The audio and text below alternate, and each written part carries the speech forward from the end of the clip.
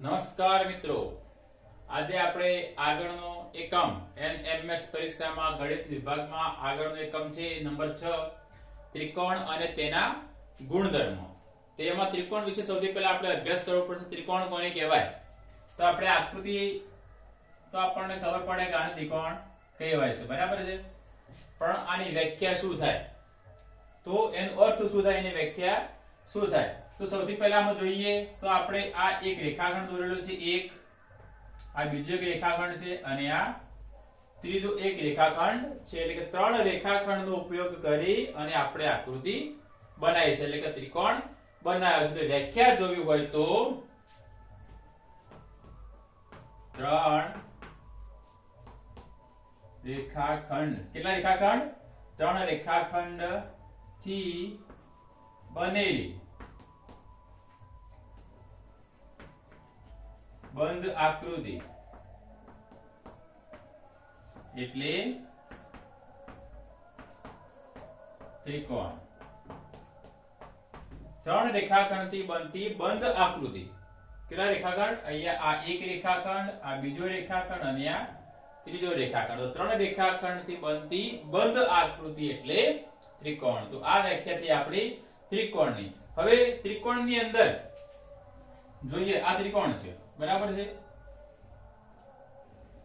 તો ત્રિકોણના કુલ કેટલા? 6 અંગ હોય છે. અંગ કેટલા હોય? 6 અંગો હોય છે.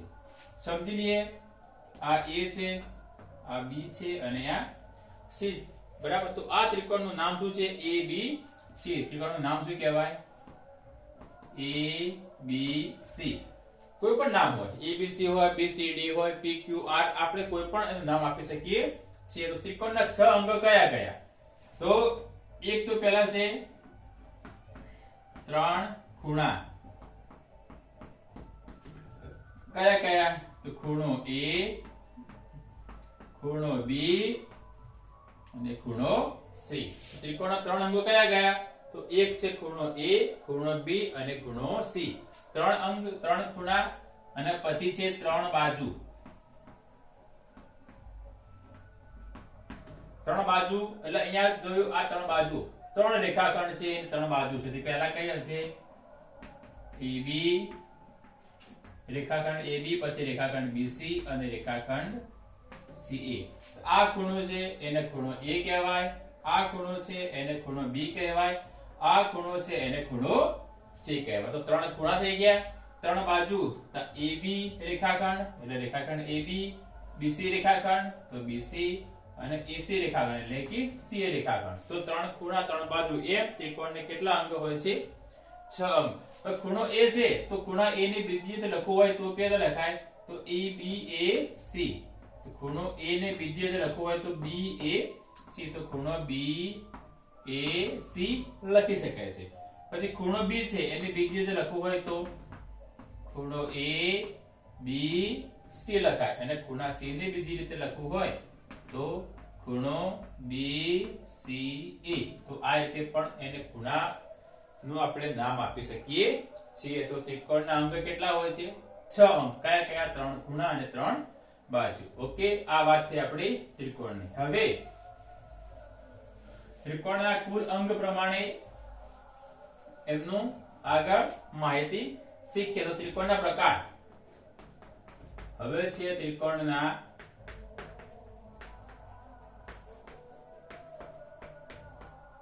ત્રિકોણના બાજુ અને ત્રિકોણના ખૂણા, એના આધારે ત્રિકોણના પ્રકાર પણ હોય છે. એમાં પહેલું બાજુના માપના આધારે ત્રિકોણ. બાજુના માપના આધારે ત્રિકોણના પ્રકાર. બાજુના માપના આધારે ત્રિકોણના પ્રકાર. તો પહેલો પ્રકાર છે સમબાજુ. બરાબર છે. તો સમબાજુ એટલે ત્રિકોણની ત્રણેય બાજુના માપ સરખા હોય. ત્રિકોણમાં કેટલી બાજુ હોય? 3. તો જે ત્રિકોણની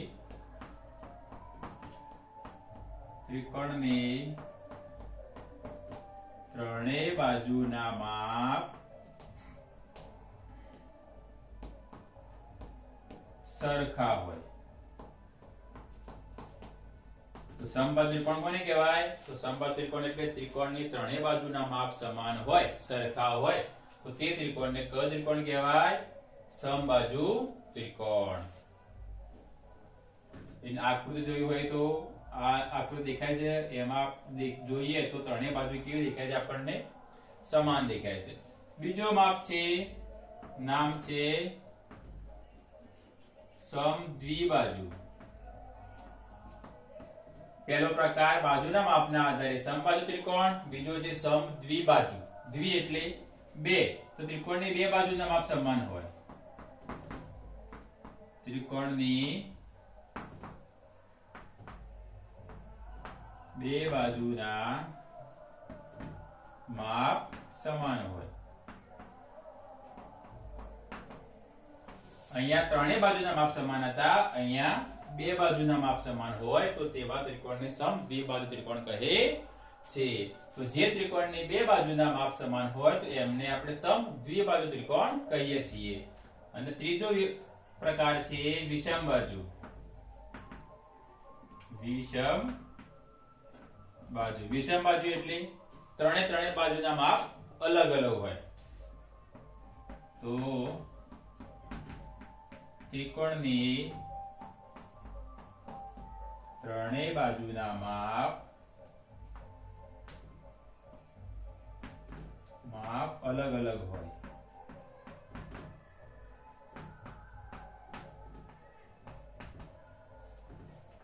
તો જોઈએ અહીંયા સમબાજુ એટલે કે ત્રણેય બાજુના માપ સમાન હોય. વિષમબાજુ તો કોઈ પણ બે બાજુના માપ સમાન હોય. અને વિષમબાજુ સમદ્વિબાજુમાં બે બાજુ અને વિષમબાજુ હોય તો ત્રિકોણની ત્રણેય બાજુના માપ અલગ અલગ હોય. એમાં કોઈ પણ બાજુના માપ સરખા હોતા નથી. તો આ વાત છે બાજુના માપના આધારે ત્રિકોણના પ્રકાર. હવે એના પછી છે બીજો વિભાગ, બીજો મુદ્દો છે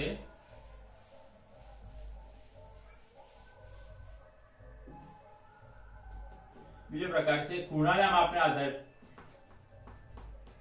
ખૂણાના માપના આધારે ત્રિકોણના પ્રકાર. ત્રિકોણના પ્રકાર. તો ખૂણાના માપના આધારે ત્રિકોણના પ્રકાર. તેમાં પહેલો પ્રકાર છે લઘુકોણ. તો જે ત્રિકોણના ખૂણાનું માપ 90 અંશ કરતા ઓછું હોય તો આની અંદર ત્રણ ખૂણાના માપ 90 અંશ કરતા ઓછા હોય. ત્રિકોણના ત્રણ ખૂણા હોય તો ત્રણેય ખૂણા ત્રિકોણના ત્રણેય ખૂણાના માપ 90 અંશ કરતા નાના હોય. તો 90 અંશ કરતા નાના હોય તો એને કયો ત્રિકોણ કહેવાય? લઘુકોણ ત્રિકોણ. બરાબર છે. બીજો છે ગુરુકોણ. બીજો કયો ત્રિકોણ છે? ગુરુકોણ. ગુરુકોણ એટલે ત્રિકોણનો કોઈ પણ એક ખૂણો 90 અંશ કરતા મોટો હોય. ત્રિકોણનો કોઈ પણ એક ખૂણાનું માપ 90 અંશ કરતા વધારે હોય. તો ત્રિકોણનો કોઈ પણ એક ખૂણાનું માપ 90 અંશ કરતા વધારે હોય તેનું શું કહેવાય? ગુરુકોણ. અને 90 અંશ માપ હોય કોઈ પણ એક ખૂણો તો એને કયો? 90 અંશ કરતા નાનો હોય તો એને શું કહેવાય? લઘુકોણ ત્રિકોણ. અને ત્રીજો ખૂણો છે કાટકોણ ત્રિકોણ. તો ત્રિકોણના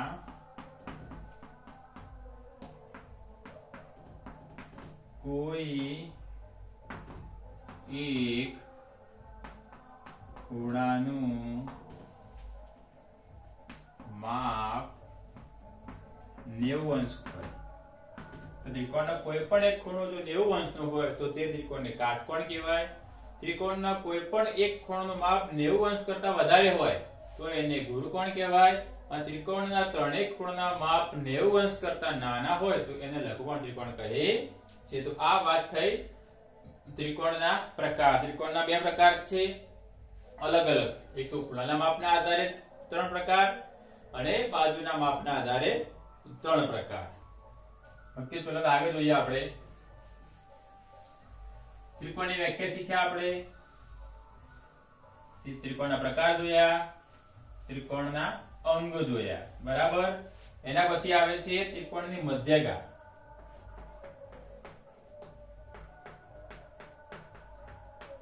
ત્રિકોણની મધ્યગા. મધ્યગા એટલે શું? તો શિરોબિંદુ અને સામેની બાજુના મધ્ય બિંદુને જોડતો રેખાખંડ. કેવી રીતે? ધારો કે આપણે એક ત્રિકોણ દોર્યો, બરાબર છે. નામ આપણે આપી દઈએ P Q R, બરાબર છે. તો આમાંથી વ્યાખ્યા શું કહે છે કે કોઈ પણ એક શિરોબિંદુથી સામેની બાજુના મધ્યમાં, તો સામેની જે બાજુ QR છે એની મધ્યમાં આવે છે, બરાબર છે. તો ત્રિકોણના કોઈ પણ એક શિરોબિંદુ હોય તેની સામેની બાજુના મધ્ય બિંદુને જોડતો રેખાખંડ. તો ત્રિકોણના શિરોબિંદુથી વ્યાખ્યા શું લખશું એની? ત્રિકોણના શિરોબિંદુથી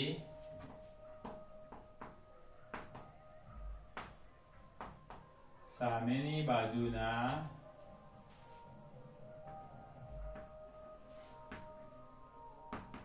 મધ્ય બિંદુને જોડતો રેખાખંડ. તો ત્રિકોણ જે હોય એનો કોઈ પણ એક શિરોબિંદુ લઈએ, બરાબર છે. અને એ શિરોબિંદુથી એની સામેની બાજુ એટલે કે સામે જે બાજુ હોય એની મધ્ય બિંદુને જોડતો રેખાખંડ. તો એને શું કહેવાય? એને મધ્યગા. તો આને PS શું છે? મધ્યગા. શું કહેવાય? મધ્યગા. અહીંયા કોઈ ત્રિકોણ બનીએ, કાટકોણ ત્રિકોણ, બરાબર છે. અહીંયા નામ આપીએ A B C. તો અહીંયાથી મધ્યગા આમ બનશે, કેમ કે અહીંયા BC ના મધ્યમાં આવશે, એટલે કે ત્યાં BC ના બે સરખા ભાગ થશે. તો અહીંયા શું બનશે? AD ને શું કહેવાય? મધ્યગા. પકડી ગઈ? તો આ શું છે? એની મધ્યગા છે. તો ત્રિકોણને 3 મધ્યગા હોય. અહીંયાથી આમ બનાવો એ પણ મધ્યગા થાય, અને અહીંયાથી આમ કરો એ પણ મધ્યગા. તો યાદ રાખવાનું, ત્રિકોણમાં 3 મધ્યગા હોય છે. ત્રિકોણમાં 3 મધ્યગા હોય છે. તો આ વાતથી ત્રિકોણ અહીંયા દોરીએ તો પણ આ એક મધ્યગા થાય, અહીંયા દોરો તો પણ અહીંયા એક મધ્યગા. આપણે નામ આપી દઈએ PU. તો PS, પછી RU અને પછી QT. આ 3 મધ્યગા. એ રીતે અહીંયા AD મધ્યગા છે, પછી ABCD, અહીંયા E અને F લખી દઈએ તો CF મધ્યગા છે અને BF મધ્યગા છે. તો આ વાત થઈ મધ્યગાની. એના પછી આગળ જોઈએ. આગળનો મુદ્દો છે ત્રિકોણનો વેધ.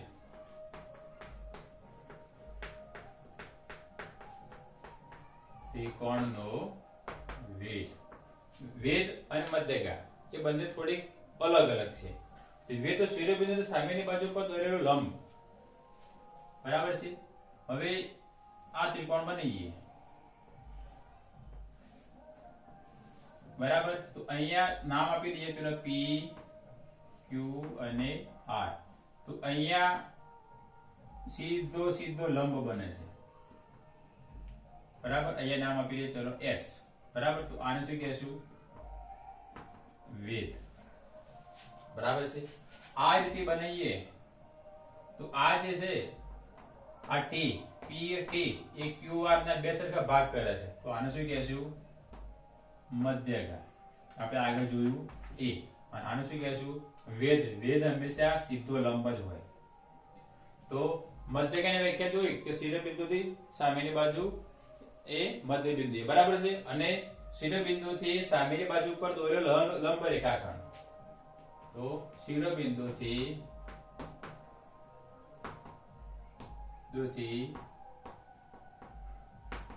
સામેની બાજુ પર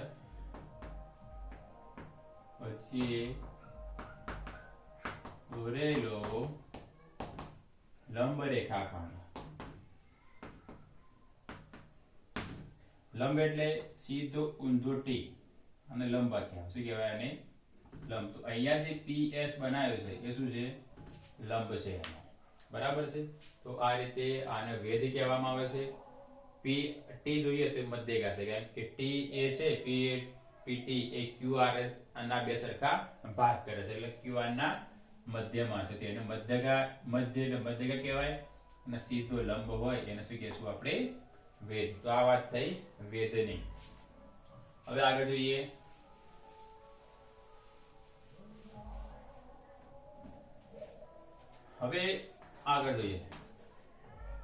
એક આ ત્રિકોણ બનાવ્યો, બરાબર. આપણે નામ આપી દઈએ MNO. તો કયું નામ આપશું આપણે? ત્રિકોણ MNO માટે. તો એક મુદ્દો ખાસ શીખવા જેવો છે, ત્રિકોણના ત્રણેય ખૂણાના માપનો સરવાળો. ત્રિકોણના ત્રણેય ખૂણાનો માપનો સરવાળો 180 અંશ થાય. આ વસ્તુ એ ખાસ યાદ રાખવાની કે ત્રિકોણના ત્રણ ખૂણા હોય, ત્રણેય ખૂણાના માપનો સરવાળો કરીએ તો કેટલો થાય? 180 અંશ. તો અહીંયા ત્રિકોણ MNO માટે જોઈએ તો માપ ખૂણો M વત્તા માપ ખૂણો N વત્તા માપ ખૂણો O બરાબર કેટલા થાય? 180 અંશ. આ વસ્તુ ખાસ યાદ રાખવાની છે. બરાબર છે. બીજો ત્રિકોણ બનીએ. આ કયો ત્રિકોણ બનશે? કાટકોણ ત્રિકોણ. કયો ત્રિકોણ બને છે? કાટકોણ ત્રિકોણ. કાટકોણ ત્રિકોણમાં શું યાદ રાખવાનું? તો આ B છે એ કેટલા અંશનો હશે?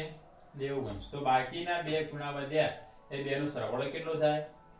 90 અંશ. કેમ કે ત્રણ ખૂણાના માપનો સરવાળો જો 180 અંશ થાય તો 90 આવી ગયા, તો બાકીના જે બે ખૂણા વધ્યા એનો માપ કેટલો થાય? તો બાકીના તો કાટખૂણા સિવાયના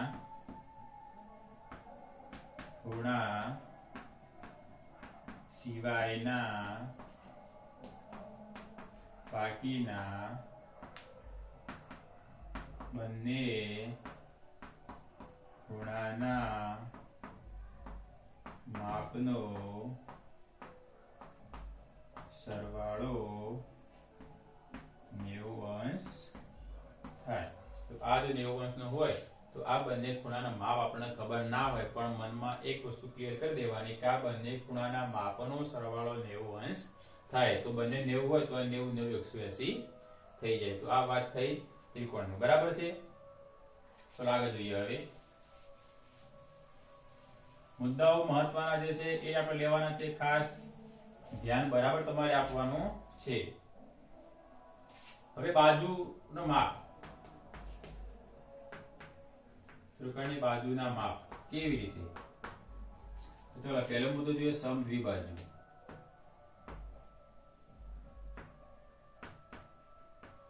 પહેલી બાજુ છે સમદ્વિબાજુ. તો સમદ્વિબાજુમાં જે બે બાજુ સરખી હોય તો સરખી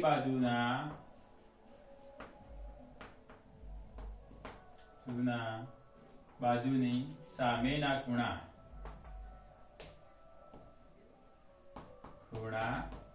સરખા હોય. તો સમદ્વિબાજુ ત્રિકોણ હોય કે જેની બે બાજુના માપ સમાન હોય, તો જે બે બાજુના માપ સમાન હોય તો એ બાજુની સામેના ખૂણાના માપ પણ કેવા હોય? સરખા હોય. કેવી રીતે જોઈ લઈએ આપણે? ધારો કે આપણે ઉદાહરણ તરીકે ત્રિકોણ ABC બનાવ્યો છે, બરાબર છે. તો એમાં AB અને AC સમાન હોય, બરાબર છે. ધારો કે આ AB અને AC બે બાજુ સમાન હોય તો AB ની સામેનો ખૂણો C છે અને AC નો સામેનો ખૂણો B, તો આ બંને ખૂણાના માપ કેવા હોય? સમાન હોય, બરાબર છે. તો AB અને AC બે બાજુ સરખી હોય તો AB નો સામેનો ખૂણો C, AC નો સામેનો ખૂણો B, તો બંને ખૂણાના માપ પણ કેવા હોય? સરખા હોય. ઓકે, આ મુદ્દો ખાસ ક્લિયર કરી દેવાનો. એના પછી બીજો મુદ્દો છે સમબાજુ. સમબાજુ, તો સમબાજુની અંદર સરખી બાજુના સમબાજુ ત્રણેય ખૂણાના માપ સરખા હોય. સમબાજુમાં ત્રણેય ખૂણાના માપ સરખા હોય, બરાબર છે. તો સમબાજુ ત્રિકોણમાં શું હોય? ત્રણેય બાજુના માપ સમાન હોય. MNO, તો MNO આ ત્રણ બાજુના માપ સમાન હોય તો ત્રણ બાજુના માપ સમાન હોય તો ત્રણ ખૂણાના માપ પણ કેવા હોય? સરખા હોય. સરખા હોય એટલે M પણ 60 અંશનો હોય, N પણ 60 અંશનો હોય અને O પણ 60 અંશનો હોય છે. એટલે કે સમબાજુ ત્રિકોણમાં જો ત્રણ બાજુના માપ સમાન હોય તેથી ત્રણે ત્રણ ખૂણાના માપ કેવા હોય છે? સરખા હોય છે. એના પછીનો આગળનો મુદ્દો છે વિષમ બાજુ.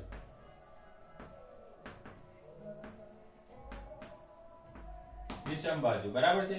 તો આની અંદર વિષમ બાજુ એટલે કોઈ પણ બાજુ કે કોઈ પણ ખૂણાના માપ સમાન હોતા નથી. કોઈ પણ બાજુ કે ખૂણાના માપ સમાન ન હોય. તો વિષમ બાજુની અંદર બાજુના માપ પણ સરખા નથી હોતા, એ ખૂણાના માપ પણ સરખા હોતા નથી. તો આ વાત થઈ આપણી બાજુના આધારે ખૂણાના માપ. ચલો આગળ જોઈએ. હવે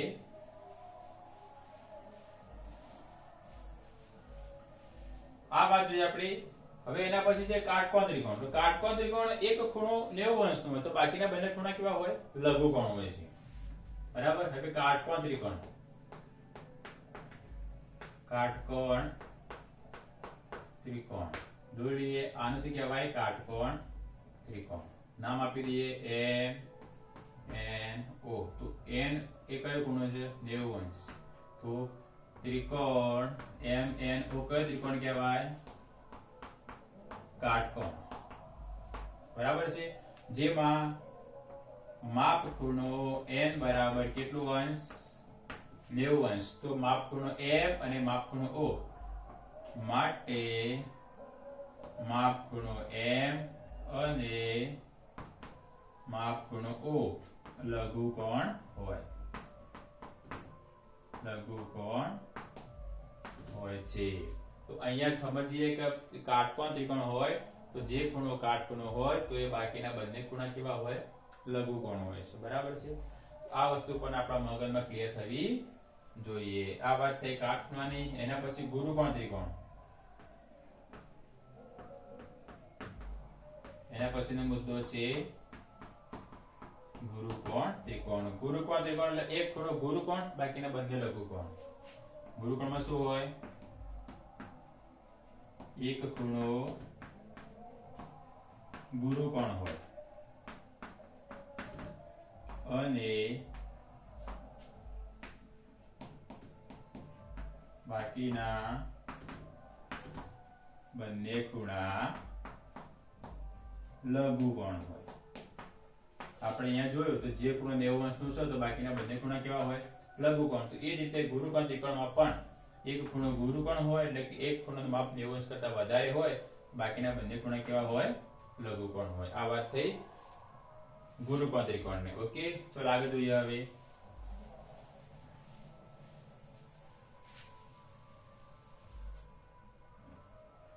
હવે બાજુના માપ. આપણે આ ત્રિકોણ છે, નામ આપી દઈએ X, Y અને Z. આનું માપ 2 હોય, આનું માપ 3 હોય, આનું માપ 5 હોય. પહેલો મુદ્દો છે બાજુનું માપ કેવા હોય, કેવી રીતે આપણે એને. તો ત્રિકોણમાં કોઈ પણ બે બાજુ લઈએ અને બે બાજુનો સરવાળો કરીએ તો એ સરવાળો ત્રીજી બાજુ કરતા વધારે હોય. એટલે પહેલો મુદ્દો છે કોઈ પણ બે બાજુના માપનો સરવાળો ત્રીજી બાજુ કરતા વધારે હોય. ત્રીજી બાજુ કરતા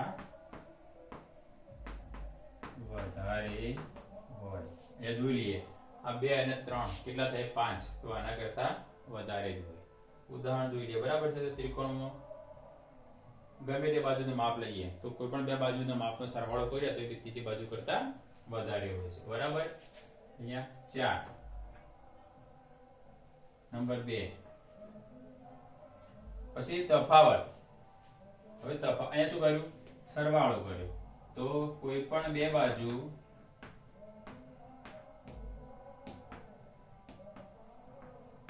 બાજુના માપનો તફાવત ત્રીજી બાજુ કરતા ઓછો હોય તો કોઈ ત્રિકોણની અંદર કોઈ પણ બે બાજુનો તફાવત એટલે કે બાદબાકી કરો તો એનો જવાબ ત્રીજી બાજુ કરતા હંમેશા ઓછો મળે છે તો 3 માંથી 2 જાય તો 1 તો આના કરતા ઓછા 4 માં 3 જાય તો 1 આના કરતા ઓછા 4 માંથી 2 જાય તો 2 આના કરતા ઓછા તો આ રીતે આપણે ત્રિકોણના બાજુનો માપ પણ અંદાજ કાઢી શકીએ છીએ બરાબર છે તો આગળ જોઈએ હવે ત્રિકોણમાં એક પાયથાગોરસનો નિયમ આવે છે પાયથાગોરસ કેવી રીતે આ હંમેશા કાટકોણ ત્રિકોણમાં લાગુ પડે છે કાટકોણ ત્રિકોણમાં નિયમમાં લાગુ પડે છે તો આપણે કાટકોણ ત્રિકોણ બનાવી દઈએ A B C B કયું છે 90 અંશ એટલે B ખૂણો કયો છે માપ ખૂણો B બરાબર 90 અંશ એટલે કાટખૂણો કહેવાય એને કાટખૂણો કહેવાય તો આનો એક નિયમ છે શું નિયમ છે તો જે આની સામે આવવાનું શું કહેવાય કર્ણ તો AC શું છે AC બરાબર શું છે કર્ણ તો આની અંદર AB અને BC નું માપ આપેલું હોય અને AC નું માપ બાજુનું માપ શોધવાનું હોય તો આનું સૂત્ર છે AC નો વર્ગ એટલે કર્ણનો વર્ગ બરાબર બાકીની બંને બાજુના માપ વર્ગનો સરવાળો તો AB નો વર્ગ વત્તા BC નો વર્ગ તો આનો વર્ગ કરીએ આનો વર્ગ કરીએ એ બેનો સરવાળો કરીએ તો આનો વર્ગ થાય એટલે કર્ણનો વર્ગ બરાબર બાકીની બંને બાજુના વર્ગનો સરવાળો તો આ એક પાયથાગોરસનો નિયમ છે AC એટલે કર્ણ એટલે કર્ણનો વર્ગ બરાબર એક બાજુનો વર્ગ વત્તા બીજી બાજુનો વર્ગ આ વાત થઈ પાયથાગોરસની ઓકે તો ત્રિકોણ અને તેના ગુણધર્મોનો અભ્યાસ આટલો ઓકે થેન્ક યુ